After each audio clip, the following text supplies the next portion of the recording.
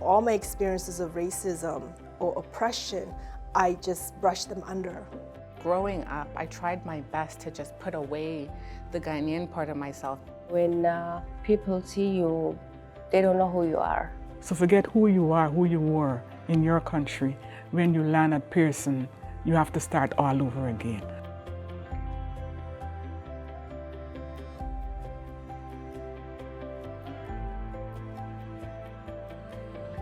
The Women of Courage Project is a storytelling initiative for racialized immigrant women over 40. We take on a lot as women, whether we are mothers, sisters, grandparents, grandmothers, daughters.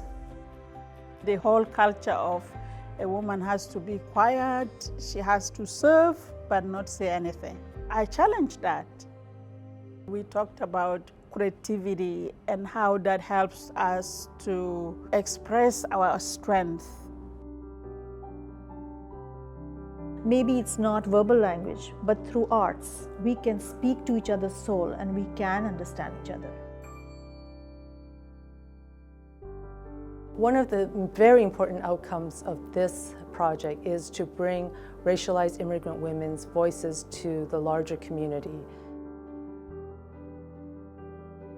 This was a fantastic collaboration with the Toronto History Museum.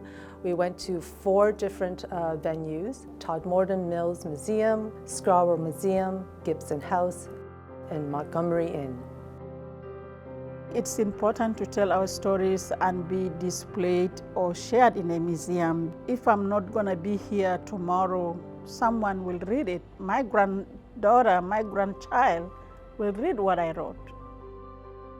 We had a wall of grievances where it documented their struggles. And although these were very difficult subjects to talk about, not having proper representation is problematic.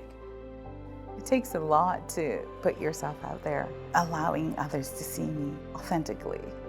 And I just like the idea of being able to create safe spaces for people's stories to unfold. So that other girls, women who are like us or younger than us, she sees herself. Art allows you to tap into a different part of your brain. These pieces in the exhibition are really personal and intimate stories. I saw it with my own mom. I started hearing some beautiful stories about her childhood. It's almost like a healing happened. I think that's the power of storytelling. It's very poignant that we've chosen museums because these are colonial spaces. We have racialized immigrant women who have been contributing to Canadian society for decades. Their representation in that space is vitally important. I made a painting of different flowers. It depicts all different people, different perspective in life of those people.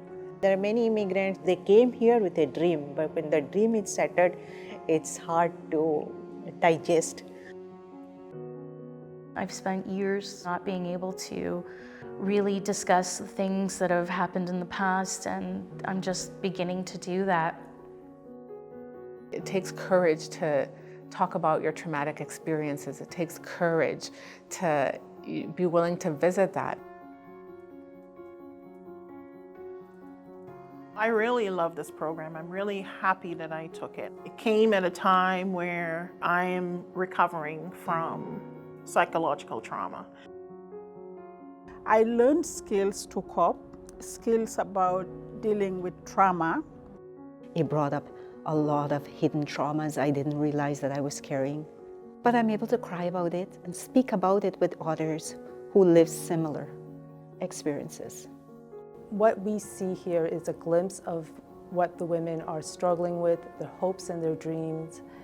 And in order to get to their authentic story, we had to talk about anti-racism. I think Women of Courage opened my eyes to a lot of different types of racism. All the different nuances within, that wheel of privilege and the wheel of power. This particular workshop was able to create a lot of learning and unlearning process for me. Learning about the racism and anti-racism framework gave me language. I have language that I can use for myself, but also with my children, with my family, with the people that I'm interacting with.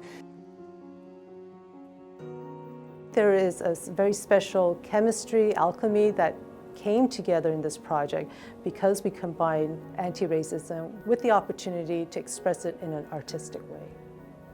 Women bonding happened for me here a lot. We can celebrate each other the way we are, and you can feel the connection. You get to know each other very well, and you build a trust, and you can speak out, and you can share, and you can learn. This, I think, was one of the best workshops I've ever attended. I'm grateful for, I'm blessed that I had that opportunity. Thank you so much for giving me a chance to be a part of this amazing workshop. When I look back in 1982, there's no something like this. This is really a connection with marginalized people like me. These programs have really given me that strength to know that we are not alone in telling our stories.